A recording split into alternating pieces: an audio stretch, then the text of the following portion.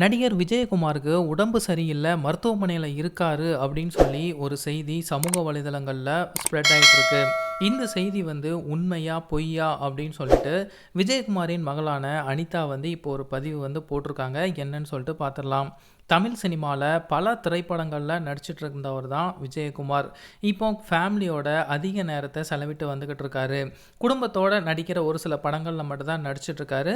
மற்ற நேரங்களில் இவர் வந்து ஓய்வு தான் எடுத்துகிட்டு இருக்காரு. இவங்க வீட்டில் நடக்கக்கூடிய ஒரு சின்ன சின்ன ஃபங்க்ஷனாக இருந்தால் கூட குடும்பத்தில் இருக்கக்கூடிய எல்லாருமே ஒன்றா சேர்ந்து தான் செலிப்ரேட் பண்ணுவாங்க.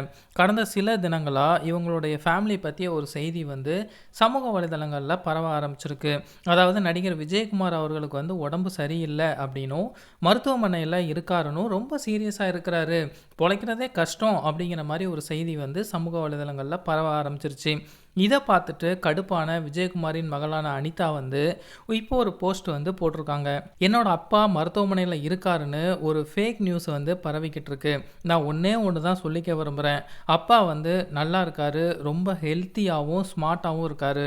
தயவு செய்து இந்த செய்தியை வந்து இக்னோர் பண்ணிடுங்க அப்படிங்கிற மாதிரி சொல்லியிருந்தாங்க. சோசியல் மீடியாவில் இந்த மாதிரி ரூமர்ஸ் வந்து பரவிக்கிட்டு இருக்கிறது ஒரு பதட்டத்தை கொடுக்குது அப்படின்னு சொல்லி தான் நிறைய பேர் வந்து சொல்லிட்டு இருக்காங்க.